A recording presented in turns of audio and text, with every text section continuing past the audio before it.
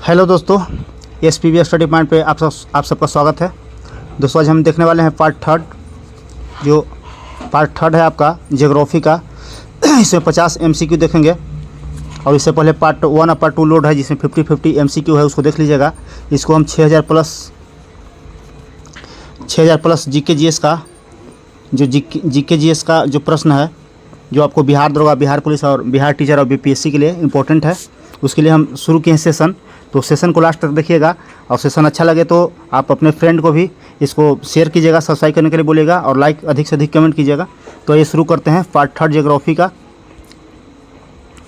तो इसमें आपका पहला प्रश्न है, 101 नंबर प्रश्न है कि वर्ष भर रात और दिन कहाँ बराबर होते हैं। तो वर्ष भर रात और दिन आपका इस तरह से जो ग्लोब है इसमें 0 डिग्री जो अक्षांश है, ये विषुवत रेखा है, यहीं पे आपको वर्ष भर दिन रात बराबर होते हैं। चलिए जो इसके ऊपर में है उत्तर में 23.5 डिग्री उत्तरी जो है अक्षांश, यही आपका जो कर्क रेखा है बीचों बीच भारत से गुजरता है और 8 राज्य से गुजरता है, याद रखिएगा 8 राज्यों से गुजरता है। चलिए तो इसको देखते हैं ऑप्शन से। तो आपका आंसर हो जाएगा जो भूमध्य रेखा है, यहाँ पे दिन रात बराबर होते हैं। नेक्स्ट प्रश्न है कि उत्तरी गोलार्ध में सबसे छोटा दिन कब होता है। छोटा दिन पूछा है तो सबसे छोटा दिन आपको 22 दिसंबर को हो जाएगा, और ये सबसे बड़ा दिन पूछता तो आपको 21 जून को हो जाता। सबसे बड़ा दिन उत्तरी गोलार्ध में 21 जून को हो जाएगा और सबसे छोटा दिन 22 दिसंबर को हो जाएगा। और यही पूछा कि दक्षिणी गोलार्ध में सबसे छोटा दिन, तो जिस तरह से यहाँ पे सबसे बड़ा दिन होगा उस टाइम वहाँ छोटा दिन होगा, तो इसका अपोजिट हो जाएगा। नेक्स्ट प्रश्न है कि निम्न में से किसने यह सुझाव दिया था कि किस विद्वान ने सुझाव दिया था कि पृथ्वी की उत्पत्ति गैस और धूलकण से हुई है। तो आपको ओ स्मिथ थे, इन्होंने यह सुझाव दिया था कि जो पृथ्वी है उसकी उत्पत्ति गैस और धूलकण से हुई है। नेक्स्ट प्रश्न है, पृथ्वी की आयु निर्धारित करने में निम्न से कौन सा विधि सबसे, कहने का मतलब कि पृथ्वी की जब हम आयु ज्ञात करते हैं तो कौन सा विधि प्रयोग करते हैं। तो इसमें आपका जो हो जाएगा जो यूरेनियम डेटिंग विधि है, पृथ्वी की आयु ज्ञात करने के लिए करते हैं यूरेनियम डेटिंग विधि। और ये कार्बन डेटिंग बताएगा तो जीवाश्म की आयु ज्ञात करते हैं, कार्बन C40 से आपको जीवाश्म की आयु ज्ञात करते हैं। और पृथ्वी की बात करें तो यूरेनियम डेटिंग विधि से पृथ्वी की आयु ज्ञात करते हैं। चलिए नेक्स्ट प्रश्न है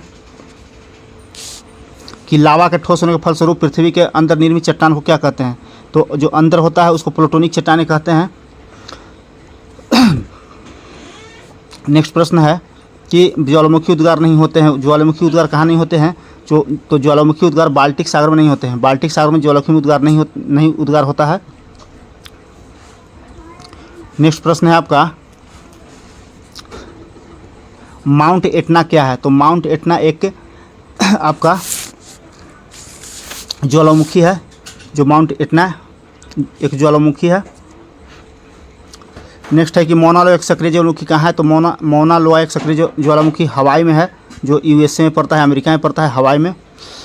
नेक्स्ट प्रश्न है निम्नलिखित ज्वालामुखी में से किसे भूमध्य सागर का प्रकाश स्तंभ कहते हैं। तो स्ट्रोम्बोली को भूमध्य सागर का प्रकाश स्तंभ कहते हैं। नेक्स्ट प्रश्न है संसार का सर्वाधिक सक्रिय ज्वालामुखी कौन है। तो सबसे ज़्यादा सक्रिय ज्वालामुखी आपको जो किलियू है जो सबसे सक्रिय ज्वालामुखी है। नेक्स्ट प्रश्न है भूकंप के समय किन तरंग का उद्भव होता है। तो P, S और L तीनों तरंग का उद्भव होता है। नेक्स्ट प्रश्न है 112 नंबर, भूकंप की तीव्रता का मापन किया जाता है। तो भूकंप की तीव्रता का मापन आपका जो होता है आपका जो रिएक्टर पैमाना होता है, रिएक्टर पैमाने पर किया जाता है। और अगर डेसिबल की बात करते हो ध्वनि का माप करता है, जो ध्वनि की प्रबलता होती है उसका माप करता है डेसिबल। नेक्स्ट प्रश्न है कि निम्नलिखित भाषाओं में से सुनामी शब्द किस देश से संबंधित है। तो सुनामी शब्द आपका जापान से संबंधित है, और जापान में सर्वाधिक भूकंप आता है। चूँकि ऐसा भी कहा जाता है कि जो प्रशांत महासागर की जो पेटी है वहाँ पे सर्वाधिक भूकंप आता है, इसलिए जापान है जो प्रशांत पेटी में स्थित है, इसलिए यहाँ सबसे ज़्यादा भूकंप आती है। नेक्स्ट प्रश्न है कि भारतीय उपमहाद्वीप का उत्तर पश्चिम प्रदेश भूकंप ग्रहणशील है, जिसका क्या कारण है। तो प्लेट टेक्टोनिक क्रिया के कारण उसका उद्भव हुआ है, प्लेट टेक्टोनिक क्रिया के कारण, इसीलिए जो भूकंप ग्रहणशील क्षेत्र माना जाता है उत्तर पश्चिम प्रदेश। नेक्स्ट प्रश्न है कि भारतीय उपमहाद्वीप मूलतः एक विशाल भूखंड का भाग था, इसे क्या कहा जाता था। तो इसे गोंडवाना लाइन कहा जाता था। सबसे न्यूनतम है गोंडवाना लाइन। अगर सबसे पुराना चट्टान पूछेगा भारत में तो धारवाड़ हो जाएगा, धारवाड़ सबसे गोंडवाना लाइन का पार्ट से जो सबसे नया है, नवीनतम है। नेक्स्ट है कि 116 नंबर प्रश्न आपका है कि उत्तराखंड के किस भाग में पताल तोड़ कुआं, उत्तराखंड के किस भाग में पताल तोड़ कुआं में मतलब कहने का मतलब कि उत्तराखंड में किस क्षेत्र में पताल तोड़ कुआं पाए जाते हैं। तो जो तराई क्षेत्र है, तराई के क्षेत्रों में पाया जाता है। नेक्स्ट है केरल का कुट्टानाड किस लिए प्रसिद्ध है। केरल का कुट्टानाड किस लिए प्रसिद्ध है, तो ये न्यूनतम ऊंचाई का क्षेत्र है। ऑप्शन देखते हैं इसका, तो भारत का न्यूनतम क्षेत्र है कुट्टानाड, जो केरल में स्थित है, भारत का न्यूनतम ऊंचाई वाला क्षेत्र है। नेक्स्ट प्रश्न है शिवालिक पहाड़ी किसका भाग है, तो शिवालिक पहाड़ी हिमालय का भाग है। अगर हिमालय की बात करें तो सबसे पहले हम ट्रांस हिमालय की बात करते हैं, और ट्रांस हिमालय के बाद आपका आता है जो बृहद हिमालय होता है, जिसको आप ग्रेटर हिमालय कहते हैं, महान हिमालय कहते हैं। उसके बाद मध्य हिमालय आता है, और उसके नीचे आपका शिवालिक आता है। शिवालिक सबसे नीचे आता है। इसमें एक और प्रश्न पूछता है कि सबसे न्यूनतम हिमालय का कौन सा पर्वत है, तो शिवालिक सबसे न्यूनतम है। और सबसे प्राचीन पूछे तो अगर ट्रांस नहीं रहे तो आप मारिएगा बृहद हिमालय, अगर ट्रांस नहीं रहेगा तो, अगर ट्रांस रखेगा तो ट्रांस हिमालय को मानना पड़ेगा, क्योंकि जो हिमालय से बहुत पहले इसका निर्माण ट्रांस हिमालय का हुआ था। इसी का पार्ट से आपको लद्दाख हो गया, जौसर हो गया, और आपका जो सबसे ऊंचा आपका जो पर्वत है भारत का काराकोरम, तो काराकोरम इसका पार्ट है ट्रांस हिमालय का, जो जौसर है, और एक लद्दाख है। 3 इसका पार्ट है ट्रांस हिमालय का। नेक्स्ट प्रश्न है शिवालिक श्रेणी का निर्माण कब हुआ है। शिवालिक श्रेणी का निर्माण कब हुआ है, तो सेनोजोई के काल में हुआ है शिवालिक श्रेणी का। नेक्स्ट प्रश्न कि शिवालिक श्रेणी की ऊंचाई, शिवालिक श्रेणी का ऊंचाई क्या है, तो शिवालिक श्रेणी का ऊंचाई आपको 850 से 1200 मीटर के मध्य है। नेक्स्ट है कि लघु हिमालय स्थित है किसके मध्य में, तो लघु हिमालय आपका जो आपका है जो महान हिमालय है और शिवालिक, यानी कि शिवालिक और महान हिमालय के बीच में स्थित है। यहाँ उल्टा दे दिया है, पहले महान हिमालय होना चाहिए था तब शिवालिक होता। महान हिमालय के बाद आपको लघु आता है, लघु बाद शिवालिक आता है, तो शिवालिक और महान हिमालय। नेक्स्ट प्रश्न है निम्नलिखित कौन सबसे नवीनतम पर्वत श्रेणी है, तो सबसे नवीनतम पर्वत श्रेणी शिवालिक है, जो हिमालय का पार्ट है।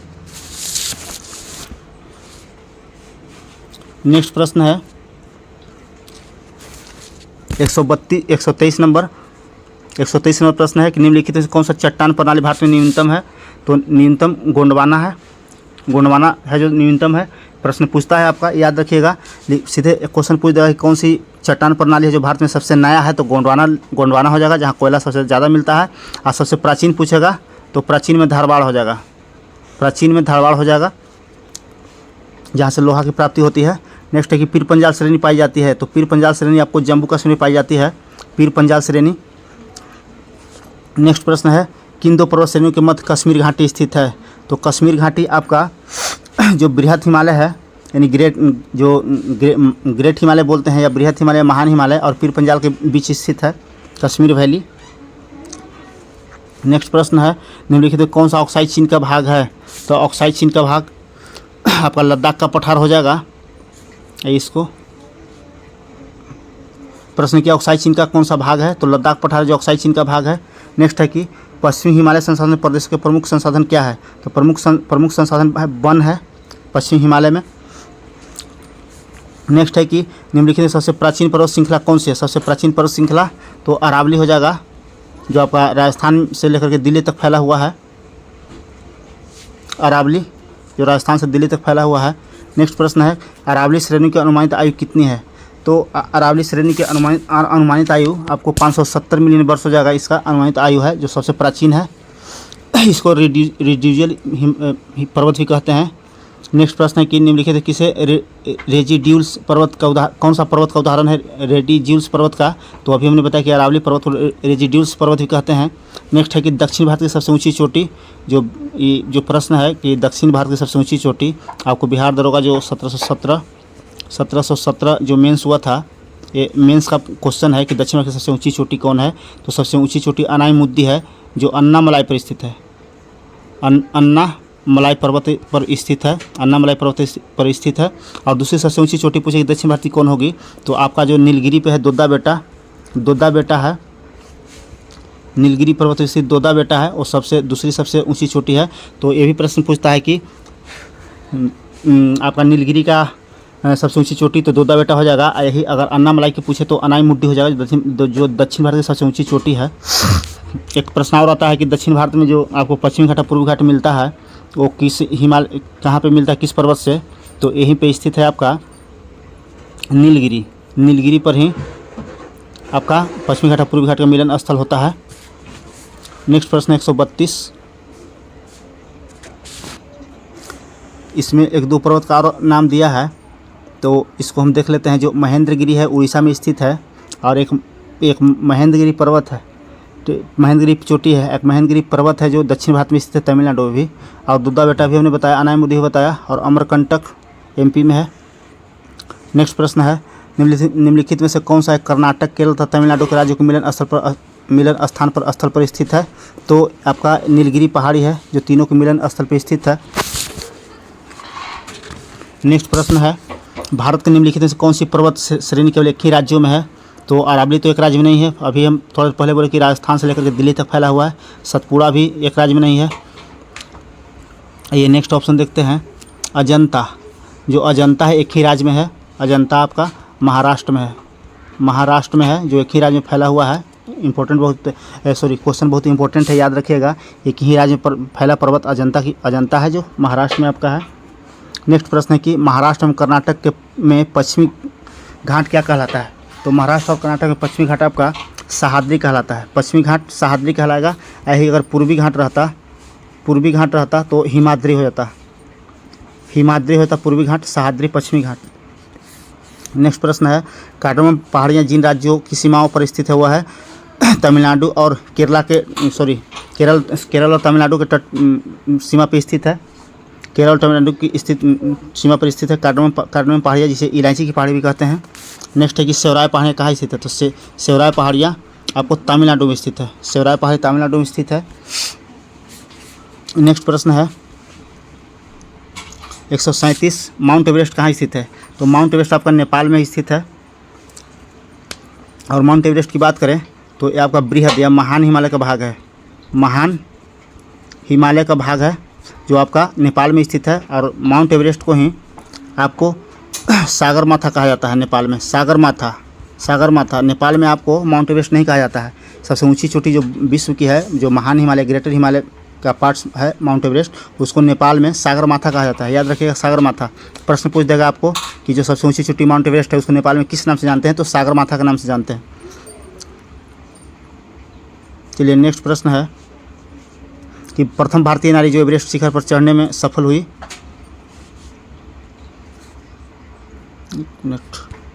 प्रथम भारतीय नारी जो एवरेस्ट शिखर पर चढ़ने में सफल हुई, तो जो बछेंद्री पाल थी, बछेंद्री पाल प्रथम बार एवरेस्ट के शिखर पर चढ़ने में सफल हुई थी। नेक्स्ट प्रश्न है 139, माउंट एवरेस्ट पर चढ़ने वाला पहली महिला, तो माउंट एवरेस्ट चढ़ने वाली पहली महिला आपको प्रश्न पूछता है तो जुनको तेवई जापान का मारिएगा, प्रथम महिला। यहाँ भारतीय नारी पूछा था इससे पहले जो बछेंद्री पाल थी, और दूसरी अगर नारी पूछा तो संतोष यादव नीचे था उसमें, सी नंबर ऑप्शन में संतोष यादव। और पहली नारी भारतीय तो बछेंद्री पाल। अब विश्व में अगर पूछे कि विश्व में पहली महिला कौन थी जो माउंट एवरेस्ट का फतह किया था, तो जुनको तेवई जापान की थी जुनको तेवई। नेक्स्ट प्रश्न है, निम्नलिखित पर्वत शिखरों में से कौन सा एक भारत में अवस्थित नहीं है, तो भारत में आपको कौन सा स्थित नहीं है, तो इसमें जो गोसाईनाथ है, गोसाईनाथ नेपाल में स्थित है, नेपाल में स्थित है। बाकी कामेट, नंदा देवी, त्रिशूल सब भारत में स्थित है। नंदा देवी उत्तराखंड में स्थित है, ये भी याद रखिएगा, प्रश्न पूछ चुका है। नेक्स्ट है कि हारमुज जल संधि पाई जाती है किसके किस बीच, तो हारमुज जल संधि फारस की खाड़ी और ओमान की खाड़ी के बीच स्थित है हारमुज जल संधि। नेक्स्ट प्रश्न है, एशिया तथा उत्तरी अमेरिका को जो जलडमरू अलग करता है उसको क्या कहते हैं, तो एशिया और उत्तरी अमेरिका को अलग करने वाला बेरिंग जलडमरू मध्य है। ये सब याद रखेंगे, इंपॉर्टेंट है। नेक्स्ट है 10 डिग्री चैनल पृथक करता है, तो 10 डिग्री चैनल अंडमान और निकोबार द्वीप समूह को पृथक करता है। इसका एक ट्रिक है मामी लक्ष्मी छोटी कार में हमने ऑफलाइन क्लास में बताया है, और जिनको याद होगा कमेंट में बताइएगा। मामी लक्ष्मी छोटी कार में यानी कि 8 डिग्री, 9 डिग्री और 10 डिग्री चैनल। मामी लक्ष्मी छोटी कार में मामी तो मालदीव और मिनिकाय हो जाएगा यहाँ, ठीक है। मामी लक्ष्मी तो लक्षद्वीप और मिनिकाय हो जाएगा 9 में, और 10 में बड़ी कार में तो ग्रेट निकोबार, अंडमान और ग्रेट निकोबार 10 डिग्री चैनल हो जाएगा। मामी लक्ष्मी छोटी कार में, सॉरी दोस्त, छोटी कार में तो लघु अंडमान और निकोबार के बीच स्थित है, 10 डिग्री चैनल। नेक्स्ट है कि नेलांग घाटी किस राज्य में स्थित है, तो नेलांग घाटी आपका उत्तराखंड में स्थित है। आइए ऑप्शन देखते हैं इसका। ऑप्शन नंबर डी इसका आंसर हो जाएगा। नेलांग घाटी उत्तराखंड में। अभी भी एक देखे थे कि जो आपका नंदा देवी था, नंदा देवी उत्तराखंड में है। नेक्स्ट प्रश्न है, निम्नलिखित कौन सा एक सुमेलित नहीं है? सुमेलित नहीं है तो चांगला जम्मू कश्मीर, ठीक है। रोहतांग हिमाचल, ये भी ठीक है। बोमडीला अरुणाचल, ये भी ठीक है। सेला उत्तराखंड में नहीं है, ये भी आपका अरुणाचल में है, अरुणाचल में है, अरुणाचल प्रदेश में सेला। नेक्स्ट प्रश्न है, पाल घाट निम्नलिखित किसके मध्य स्थित है? तो पाल घाट आपका जो नीलगिरी है तमिलनाडु का, अन्नामलाई पहाड़ी है, उसके बीच स्थित है। तो पाल घाट ये दर्रा है जो दक्षिण भारत में स्थित है, पाल घाट। और एक सनकोट्टा गैप भी है, सनकोट्टा दर्रा भी है, और पाल घाट दूगो है जो दक्षिण भारत में स्थित है। नेक्स्ट प्रश्न, कौन सुमेलित नहीं है? सुमेलित नहीं है तो बोमडीला अरुणाचल सही है, नाथुला सिक्किम सही है। भोरघाट और थालघाट, भोरघाट और थालघाट आपको महाराष्ट्र में मिलेगा, महाराष्ट्र में मिलेगा, हिमाचल में नहीं मिलेगा, तो यही आपका आंसर हो जाएगा सही। पालघाट केरल में स्थित है। भोरघाट और थालघाट आप याद रखिएगा, ऊपर भोरघाट और थालघाट में बहुत कन्फ्यूजन होता है, तो थालघाट जो है ऊपर में होगा, भोरघाट नीचे में होगा। थालघाट जो है आपको महाराष्ट्र से दिल्ली के क्षेत्रों में जाने का रास्ता देता है, और भोरघाट है जो आपको महाराष्ट्र से दक्षिण भारत में आने का रास्ता देता है। नेक्स्ट प्रश्न है कि दंडकारण्य क्षेत्र अवस्थित है? तो दंडकारण्य क्षेत्र आपका छत्तीसगढ़ और उड़ीसा का जो क्षेत्र है उसको दंडकारण्य क्षेत्र कहते हैं, जो नक्सलाइट का एरिया है। काफ़ी यहाँ पे जंगल है दंडकारण्य क्षेत्र में, यहीं पे नक्सलाइट लोग रहते हैं। अभी भी वहाँ पे बसराई लोग लेते हैं दंडकारण्य क्षेत्र में, और यहीं से आपका छत्तीसगढ़ में भी हमला होता है, बहुत बार हमला हुआ है CRPF पे, जो दुखद है देश के लिए। नेक्स्ट प्रश्न है, भारत के प्रादेशिक जल क्षेत्र का विस्तार है कहाँ तक? तो 12 समुद्री मील तक आपका विस्तार है, 12 समुद्री मील तक। नेक्स्ट प्रश्न है, और अंतिम होगा इस सेशन का, इस वीडियो का। तो नेक्स्ट प्रश्न है कि भारत के तटरेखा की कुल लंबाई लगभग कितनी है? तो कुल लंबाई आपको 7500 किलोमीटर है। भारत के तटरेखा की कुल लंबाई पूछा है यहाँ, तो आपको ऐसे तो आपका एक्यूरेट अगर देखा जाए तो 7516.5 किलोमीटर है, 7516.5 किलोमीटर, मगर यहाँ 7500 किलोमीटर दिया तो ठीक है, 7500 किलोमीटर यहाँ लगेगा। तो इस प्रकार से आज ज्योग्राफी का 50 MCQ समाप्त होता है, और पार्ट 3 है ज्योग्राफी का। इसी प्रकार से हम 6000 प्रश्न जो बोले हैं, 6000 प्रश्न का श्रृंखला हम पूरा करेंगे। और आप लोग बस वीडियो को लगातार देखिए और अधिक से अधिक शेयर, सब्सक्राइब और लाइक कीजिए। वीडियो को लास्ट तक देखने के लिए धन्यवाद।